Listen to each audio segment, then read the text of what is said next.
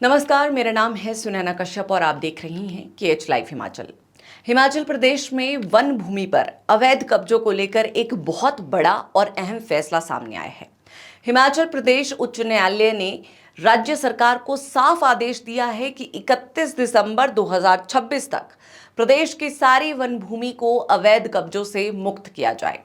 सरकार ने कोर्ट को बताया कि वन भूमि पर अतिक्रमण के कुल 13,335 मामले सामने आए थे, जिनमें से लगभग 7,925 कब्जे हटाए जा चुके हैं, लेकिन अभी भी 5,410 मामले बाकी है। अदालत ने कहा कि अब और बहाने नहीं चलेंगे, तय समय के भीतर बाकी अतिक्रमण भी हटाने होंगे। अदालत ने अपने आदेश में बहुत साफ और सख्त बात कही। हिमाचल प्रदेश उच्च न्यायालय ने भारत का सर्वोच्च न्यायालय के पुराने फैसलों का हवाला देते हुए कहा कि वन भूमि का इस्तेमाल किसी भी गैर वन काम के लिए बिना सरकारी अनुमति के नहीं किया जा सकता। यानी अगर किसी व्यक्ति ने जंगल की जमीन पर घर बना लिया, होटल बना लिया, खेत या सेब का बगीचा तैयार कर लिया, तो वो कानूनी रूप से वैध नहीं माना जाएगा। कोर्ट ने यह भी स्पष्ट किया है कि अगर किसी ने कब्जा करके वन भूमि पर निर्माण किया है तो उस निर्माण पर उसका मालिकाना हक नहीं माना जाएगा। वो संपत्ति हिमाचल प्रदेश सरकार या वन विभाग की मानी जाएगी और आगे उसका उपयोग सरकार तय करेगी। आसान भाषा में समझे तो अगर किसी ने जंगल की जमीन पर करोड़ों खर्च करके भवन भी बना लिया हो, तब भी कानून की नजर में वो उसकी निजी संपत्ति नहीं बनती। अब सवाल उठता है कि आखिर वन भूमि इतनी महत्वपूर्ण क्यों है। आम आदमी के लिए इसे आसान भाषा में समझाने की कोशिश करते हैं। जंगल सिर्फ पेड़ों का समूह नहीं होते। जंगल पानी बचाते हैं, बारिश का संतुलन बनाए रखते हैं, पहाड़ों को टूटने से बचाते हैं और हिमाचल जैसे पहाड़ी राज्य की पूरी जीवन व्यवस्था को संभालते हैं। अगर जंगल कटेंगे तो सबसे पहले पानी के स्रोत सूखेंगे, फिर भूस्खलन बढ़ेगा, बादल फटने जैसी घटनाएं बढ़ेंगी और खेती बागवानी पर असर पड़ेगा। यानी नुकसान सिर्फ पर्यावरण का नहीं होगा, बल्कि सीधे आम आदमी की जिंदगी प्रभावित होगी। इस पूरे मामले की शुरुआत साल 2014 में हुई थी, जब कृष्ण चंद साटा नाम के एक व्यक्ति ने मुख्य न्यायाधीश को पत्र लिखकर बताया कि कई लोगों ने जंगलों को काटकर वहां घर, खेत और सेब के बगीचे बना लिए हैं। इसके बाद मामला अदालत पहुंचा और धीरे धीरे ये एक बड़ी जनहित याचिका बन गया। अदालत ने पहले भी साफ कहा था कि वन भूमि पर अवैध कब्जों को नियमित नहीं किया जा सकता। यानी अगर किसी ने जंगल की जमीन पर कब्जा कर लिया है तो बाद में सरकार उसे वैध घोषित नहीं कर सकती। कोर्ट ने यह भी स्पष्ट किया कि सरकार की 5 बीघा तक जमीन नियमित करने वाली नीति वन भूमि पर लागू नहीं होती।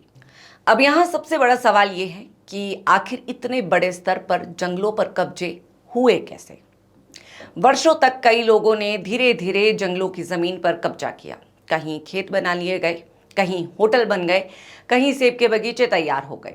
कई मामलों में स्थानीय प्रशासन ने आंखें मूंद ली, क्योंकि राजनीतिक दबाव भी था और वोट बैंक की राजनीति भी। कई नेताओं ने गरीबों के नाम पर कब्जों को संरक्षण दिया, लेकिन बाद में वही जमीनें बड़े लोगों और कारोबारियों तक पहुंच गई। यहाँ एक और पहलू समझना जरूरी है। हिमाचल में बड़ी संख्या में गरीब परिवार भी ऐसे हैं जिन्होंने वर्षों पहले छोटी जमीन पर घर बना लिए थे। अब अगर सरकार कार्रवाई करती है तो क्या गरीबों को बेघर किया जाएगा? यही वो संवेदनशील मुद्दा है जहां सरकार को बहुत संतुलन बनाना होगा। कोर्ट का आदेश कानून के हिसाब से सही है, लेकिन सरकार को यह भी देखना होगा कि असली माफिया कौन है और मजबूरी में रहने वाले लोग कौन।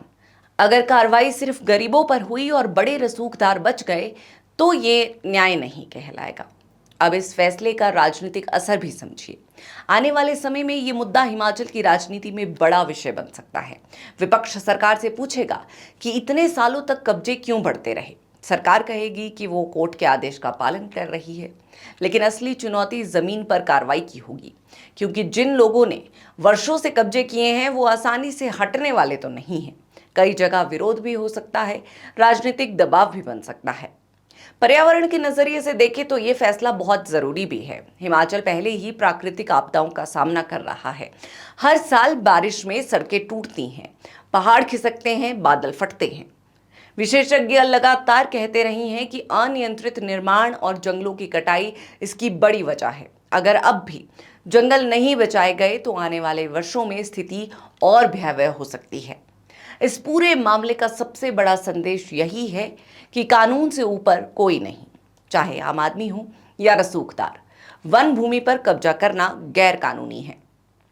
अदालत ने साफ कर दिया है कि जंगल बचाना सिर्फ सरकार की नहीं, पूरे समाज की जिम्मेदारी है।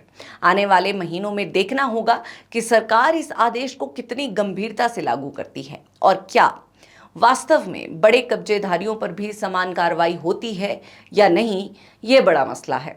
अब इस पूरे मसले को आप किस तरह देखते हैं, हमें कमेंट सेक्शन में जरूर बताएं।